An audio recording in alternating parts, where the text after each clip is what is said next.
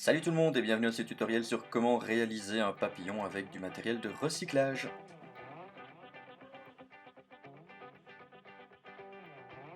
Alors pour le matériel, on va commencer par utiliser un rouleau de papier toilette, de la couleur, un pinceau,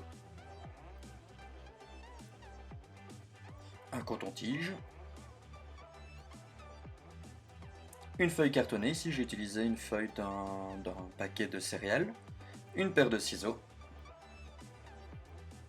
un patron pour les ailes et un pour les antennes que vous pouvez retrouver grâce au QR code, de la colle, un crayon et un gros marqueur, et des yeux autocollants.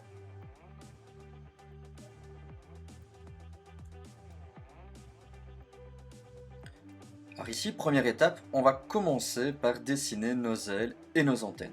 Alors pour ça, on a besoin de patrons que vous pouvez faire au préalable avant votre activité.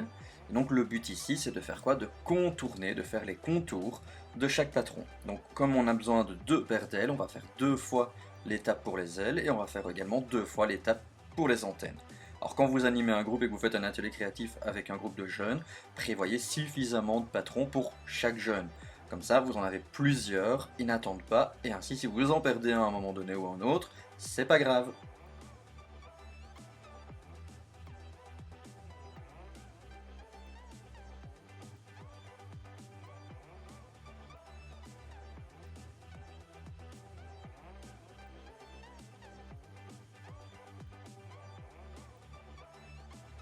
Alors après avoir fait le contour de vos ailes et de vos antennes, maintenant il faut les découper. Pour les découper, on va respecter les lignes que l'on a dessinées, et on va découper le tout.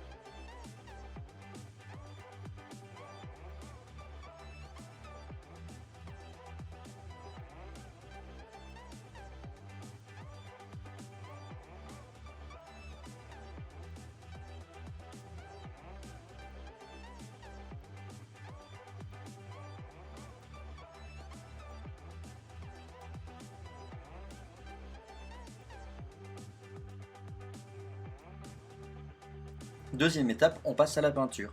Alors pour commencer, je vais d'abord peindre le corps de mon papillon en utilisant le rouleau de papier toilette. Je choisis une des couleurs. Ici, moi, je vais peindre mon rouleau entièrement de la même couleur pour y décider de faire plusieurs couleurs sur le rouleau. Ça, c'est à vous de choisir. Laissez la créativité faire place dans l'atelier créatif.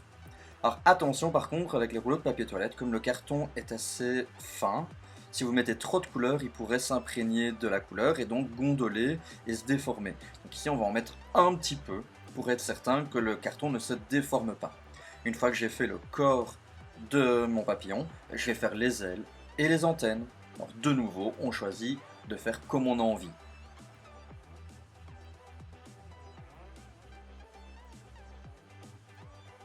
Une fois que le tout est peint, on va faire sécher. Et alors après, on va pouvoir maintenant passer au pointillé, au petit pois, au petit pointillé, comme vous voulez.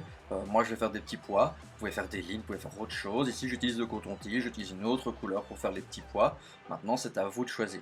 On fait toujours attention, comme il faut sécher, ça dure un petit peu de temps.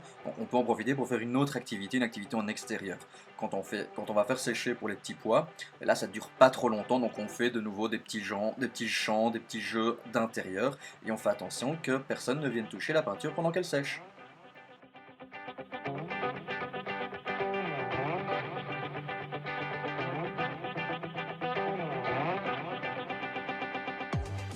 Alors maintenant que le tout est sec, on va pouvoir coller nos ailes et nos antennes au corps. Moi j'utilise un pistolet à colle parce que c'est plus rapide quand je suis tout seul.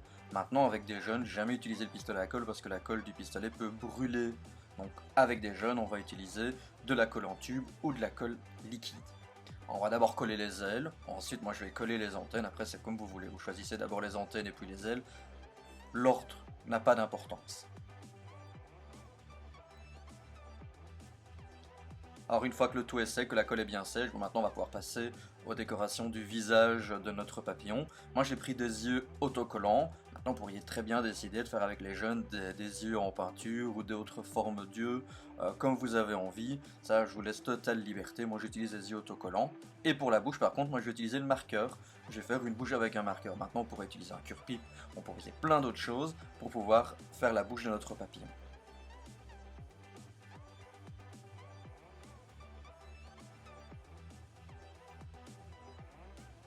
Et voilà, maintenant que la bouche est faite, mon papillon est terminé et il peut même s'envoler. Alors si ça t'a plu, bah à toi maintenant d'essayer de faire un papillon, fais-en plusieurs, comme ça tu as plusieurs modèles à présenter aux jeunes. Et tu n'oublies pas que si bien entendu tu as des idées d'ateliers créatifs, tu peux me les envoyer par mail à l'adresse julien.bodard@live.be. Voilà, merci beaucoup et à la prochaine pour un autre tuto.